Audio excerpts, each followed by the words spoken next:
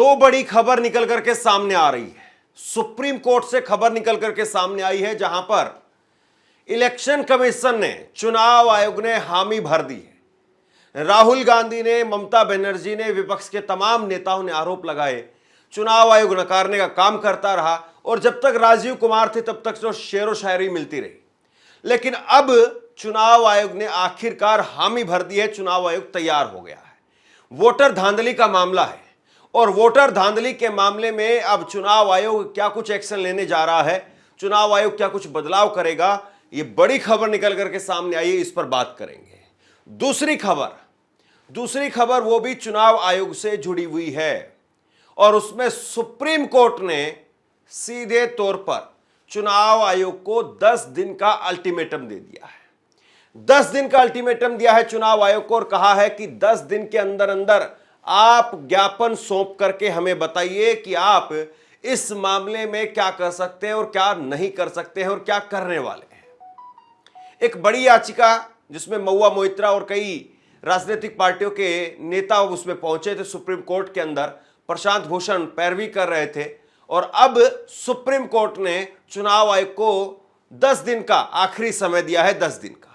तो सबसे बड़ी खबर पर बात करते, जिस पर राहुल गांधी ने भी एक लंबा चौड़ा पोस्ट किया है और राहुल गांधी ने भी उस पर अपना जवाब चुनाव आयोग को, सुप्रीम कोर्ट को एक तरीके से भेजा है। खैर, खबर आप देखिए, चुनाव आयोग अब कह रहा है कि हम आधार कार्ड लिंक करवाएंगे, आधार कार्ड को वोटर कार्ड के साथ में लिंक किया जाएगा, वोटर कार्ड से लिंक होगा आधार। चुनाव आयोग और गृह मंत्रालय की मीटिंग में बड़ा फैसला हुआ है। तो चुनाव आयोग ये बात कह रहा है कि अब आधार कार्ड और वोटर कार्ड, इन दोनों को लिंक करवाया जाएगा।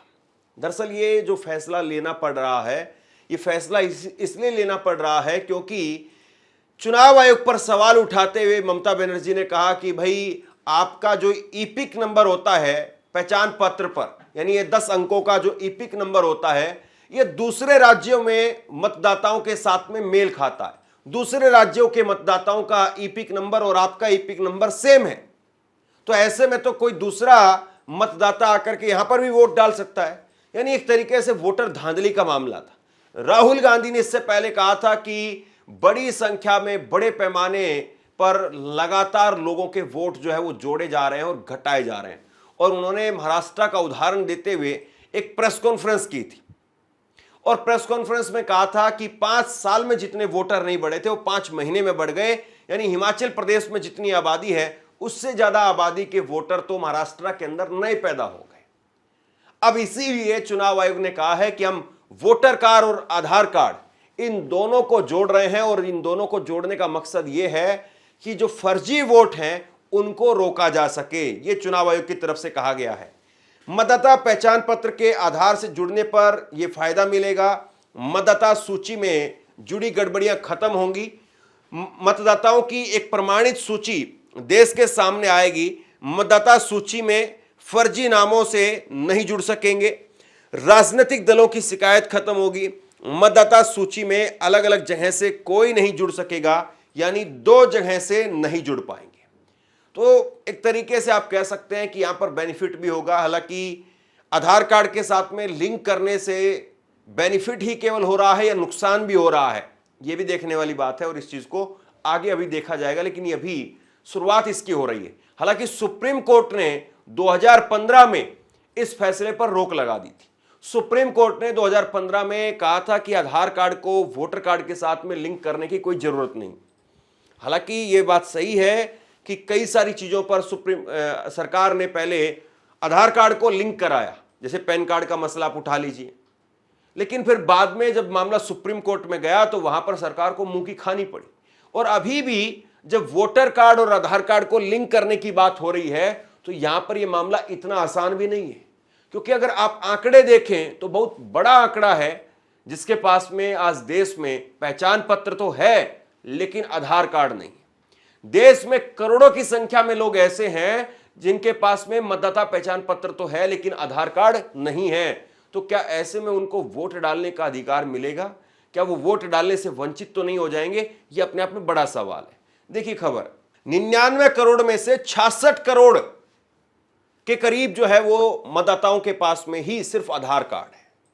ये आंकड़ा है, और ये आंकड़ा आधार आयोग ने ही बताया है कि करीब करीब इस वक्त में देश के अंदर 66 करोड़ लोग ऐसे हैं जो वोट डालते हैं और उनके पास में आधार कार्ड है। बच्चों के आधार कार्ड को इसमें छोड़ दिया गया है।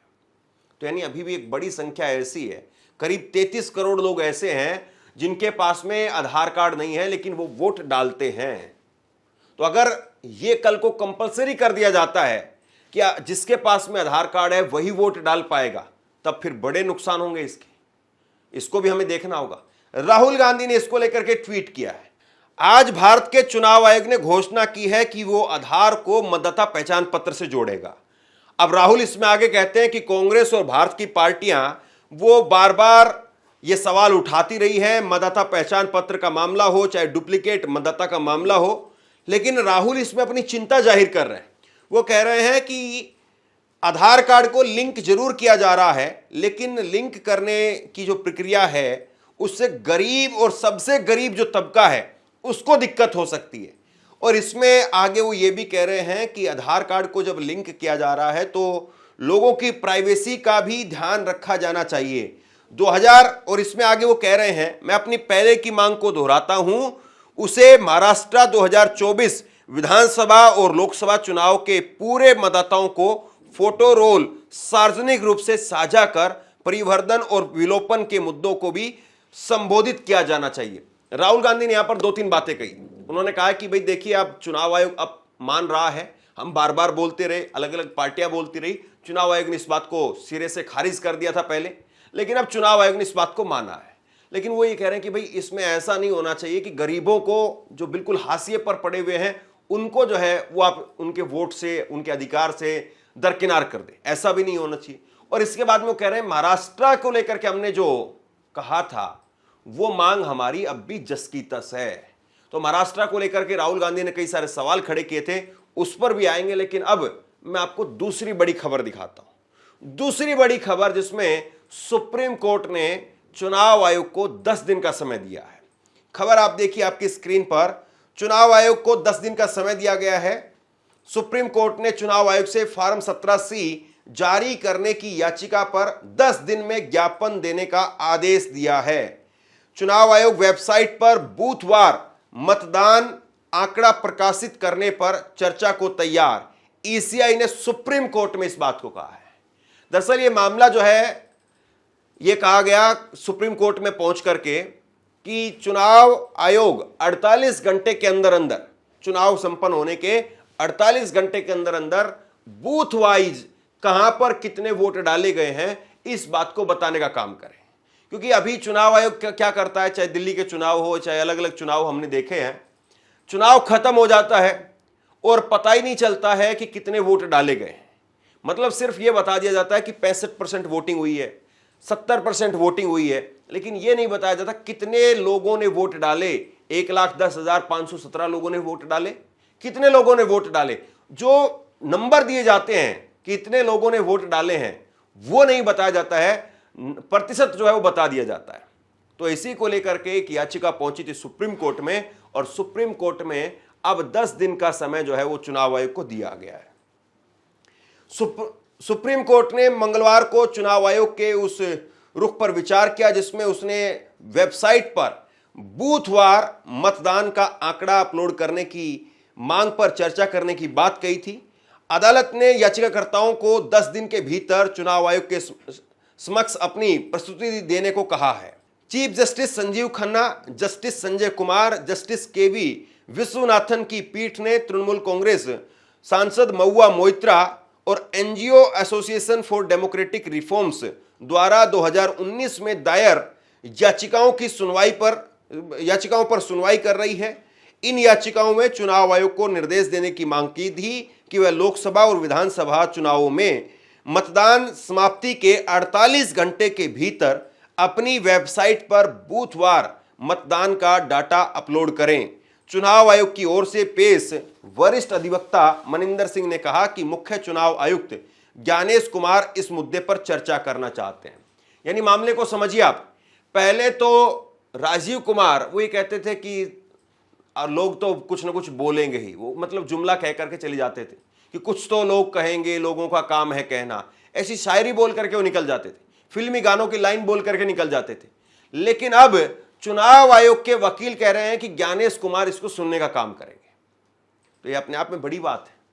और अब इसके लिए जो है वो सुप्रीम कोर्ट ने कहा है कि 10 दिन के अंदर अंदर आप दोनों पक्षों में बातचीत कर लीजिए, और बातचीत करके एक सहमति दोनों पक्षों में अगर हो सकती है, यानी जिनकी तरफ से याचिका लगाई गई है वो और चुनाव आयोग दूसरी तरफ, दोनों बैठ करके बात करें और इसमें कहां तक आप जा सकते हैं यह हमें बता दीजिए 10 दिन के अंदर अंदर।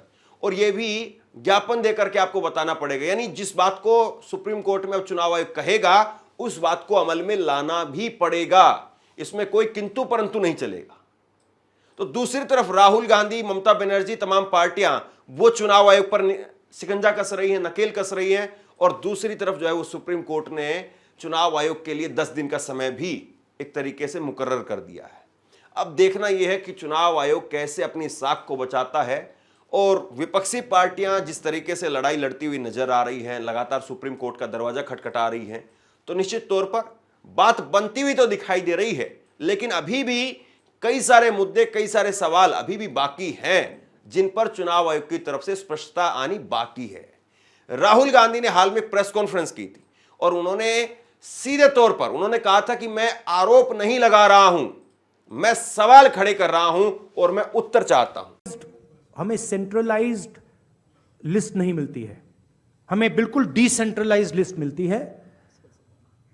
तो हमें सेंट्रलाइज्ड एक लिस्ट चाहिए और हमें फाइनल लिस्ट चाहिए जिस लिस्ट पे वोटिंग हुई है लोकसभा और विधानसभा की।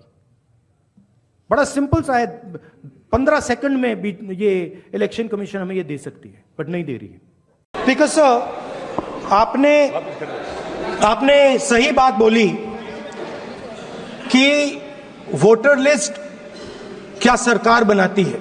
मैंने नहीं बोला नहीं, आपने बोला क्या, और आपने सही बोला कि सरकार वोटर लिस्ट नहीं बनाती है।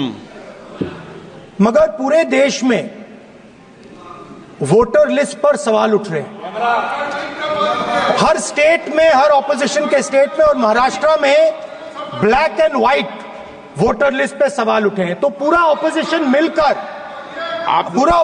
मिलकर सिर्फ ये बोलने दीजिए, पूरा ऑपोजिशन सिर्फ मिलकर ये कह रहा है कि वोटर लिस्ट पे यहां पे एक डिस्कशन हो जाए। ओके, आप बनाते नहीं हो, इसको हम एक्सेप्ट कर रहे हैं, आप डिस्कशन तो कीजिए। अब सवाल यही है कि चुनाव आयोग कोई होशियारी दिखाता है या चुनाव आयोग वाकई देश में निष्पक्ष चुनाव हो और देश में तमाम विपक्षी पार्टियां उस पर यकीन भी करें, इस बाबत में क्या वाकई ठोस कार्रवाई करता है। आप क्या सोचते हैं नीचे कमेंट बॉक्स में लिख करके जरूर बताइए। इस वीडियो को शेयर कीजिए और इसी तरह की तमाम खबरों के लिए ऑनलाइन न्यूज़ इंडिया को सब्सक्राइब कीजिए। आपका बहुत बहुत धन्यवाद।